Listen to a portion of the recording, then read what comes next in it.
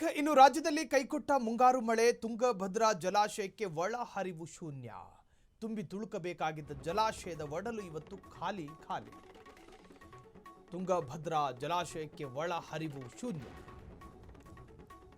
ತುಂಬಿ ತುಳುಕಬೇಕಿದ್ದ ಜಲಾಶಯದ ಒಡಲು ಅರ್ಥಾತ್ ಅದರ ಉದರ ಖಾಲಿ ಖಾಲಿ. ನೂತನ ಕ್ರಸ್ಟ್ ಗೇಟ್ ಅಳವಡಿಕೆ ಬಳಿಕವೂ ನೀರಿನ ಕೊರತೆ ಎದ್ದು ಕಾಣ್ತಾ ಇದೆ. ವಿಜಯನಗರ, ಬಳ್ಳಾರಿ, ಕೊಪ್ಪಳ, ರಾಯಚೂರು ರೈತರಲ್ಲಿ ಆತಂಕ.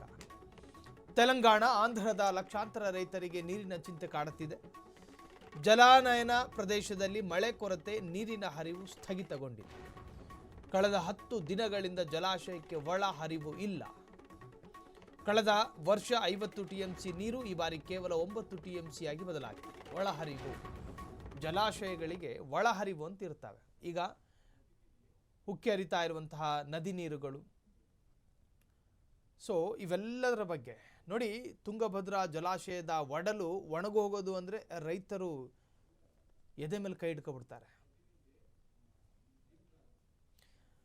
ಎಸ್, ಇನ್ನು ನಮ್ಮ ಪ್ರತಿನಿಧಿ ಭೀಮರಾವ್ ಈ ಬಗ್ಗೆ ಒಂದು ವಾಕ್ಥ್ರೂ ನಡೆಸಿದ್ದಾರೆ, ನೋಡ್ಕೊಂಡು ಬರೋಣ. ಕಲ್ಯಾಣ ಕರ್ನಾಟಕದ ಜೀವನಡಿಯಾಗಿರುವಂತಹ ತುಂಗಭದ್ರಾ ಜಲಾಶಯ ಈಗಾಗಲೇ ಖಾಲಿ ಆಗುವಂತಕ್ಕೆ ಕೂಡ ಬಂದಿರುವಂತದ್ದು.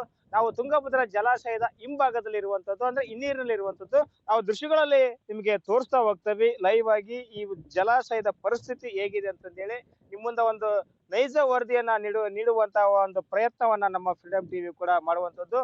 ಆದ್ರೆ ನಾವು ಜಲಾಶಯದ ಹಿನ್ನೀರಿನಲ್ಲಿ ಇರುವಂತದ್ದು. ಈಗ ಈ ಒಂದು ಜಲಾಶಯ 105 ಟಿಎಂಸಿ ಸಾಮರ್ಥ್ಯ ಹೊಂದಿರತಕ್ಕಂತ ತುಂಗಭದ್ರಾ ಜಲಾಶಯ ಆಗಿರುವಂತದ್ದು. ಆದ್ರೆ ಈಗ ಸದ್ಯದಲ್ಲಿ ಕೇವಲ 9 ಟಿಎಂಸಿ ಮಾತ್ರ ನೀರು ಶೇಖರಣೆ ಆಗಿರುವಂತದ್ದು. ಆದ್ರೆ ಇಂದಿನ ವರ್ಷಕ್ಕೆ ನಾವು ನೋಡೋದಾದ್ರೆ 50 ರಿಂದ 60 ಟಿಎಂಸಿ ನೀರು ಈಗಾಗಲೇ ಶೇಖರಣೆಗೊಂಡಿತ್ತು. ಈ ಬಾರಿ ಮುಂಗಾರು ಮಳೆ ಕೈ ಕೊಟ್ಟಿರೋದ್ರಿಂದ ಇವತ್ತು ನಿಜವಾಗ್ಲೂ ಕೂಡ ರೈತರು ಆತಂಕಕ್ಕೆ ಕೂಡ ಒಳಗಾಗಿದ್ದಾರೆ.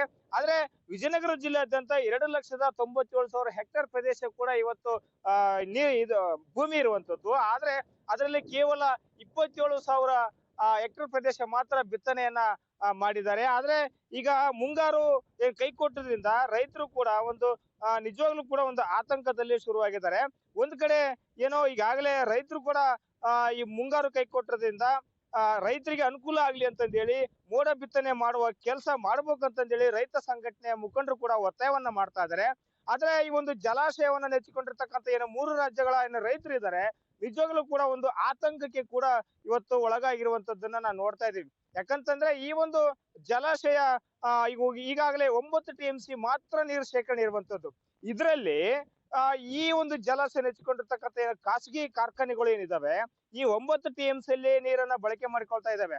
ಆದ್ರೆ ಇದೇ ರೀತಿ ಮುಂದುವರಿತಂತ ಅನ್ನೋದಾದ್ರೆ ಇಲ್ಲಿ ಕುಡ್ಲಿಕ್ಕೆ ಕೂಡ ನೀರಿನ ತಾತ್ಸಾರ ಮತ್ತು ಸಮಸ್ಯೆ ಆಗುವಂತದ್ದು. ಆದ್ರೆ ಹಾಗಾಗಿ ರೈತ ಮುಖಂಡರು ಒಂದು ಒತ್ತಾಯವನ್ನ ಮಾಡ್ತಾ ಇದ್ದಾರೆ. ಏನಂತ ಹೇಳಿದ್ರೆ ಈ ಒಂದು ಜಲಾಶಯದ ನೀರೇನಿದೆ ಕುಡ್ಲಿಕ್ಕಾಗಿ ಶೇಖರಣೆ ಮಾಡಬೇಕು ಮತ್ತು ಜೊತೆಗೆ ಈ ಒಂದು ಖಾಸಗಿ ಕಾರ್ಖಾನೆಗಳಿಗೆ ನೀರನ್ನ ಒದಗಿಸುವುದನ್ನ ಕಡಿಮೆ ಮಾಡಬೇಕು. ಯಾಕಂತಂದ್ರೆ ಈಗಾಗಲೇ ಈ ವರ್ಷ ಮಳೆಗಾಲ ಕಡಿಮೆ ಆಗ್ತಿದೆ ಅಂತಂದೇಳಿ ಕೂಡ ಆ ಇಲಾಖೆ ಕೂಡ ಮಾಹಿತಿ ಕೊಟ್ಟಿರುವಂತದ್ದು. ಹಾಗೆ ಒಟ್ಟಾರೆಯಾಗಿ ಹೇಳುವುದಾದ್ರೆ ಈ ಒಂದು ಜಲಾಶಯದಲ್ಲಿ ಸಂಪೂರ್ಣವಾಗಿ ನೀರು ಖಾಲಿ ಆಗುವಂತಕ್ಕೆ ಬಂದಿದೆ. ಕುಡ್ಲಿಕ್ಕಾಗಿ ಮೊದಲೇ ಆದ್ಯತೆಯಾಗಿ ಶೇಖರಣೆ ಮಾಡಿ ಉಳಿಸಬೇಕಾಗಿರುವಂತದ್ದು. ಬೇರೆ ಬೇರೆ ಖಾಸಗಿ ಕಾರ್ಖಾನೆಗಳಿಗೆ ಕೊಡೋದನ್ನ ನಿಲ್ಲಿಸ್ಬೇಕಂತಂದೇಳಿ ರೈತ ಪರ ಸಂಘಟನೆಗಳು ಮತ್ತು ಜನಪರ ಸಂಘಟನೆಗಳು ಕೂಡ ಒತ್ತಾಯವನ್ನ ಮಾಡ್ತಾ ಇದ್ದಾರೆ. Bhimraj, freedom TV, Vijayanagara.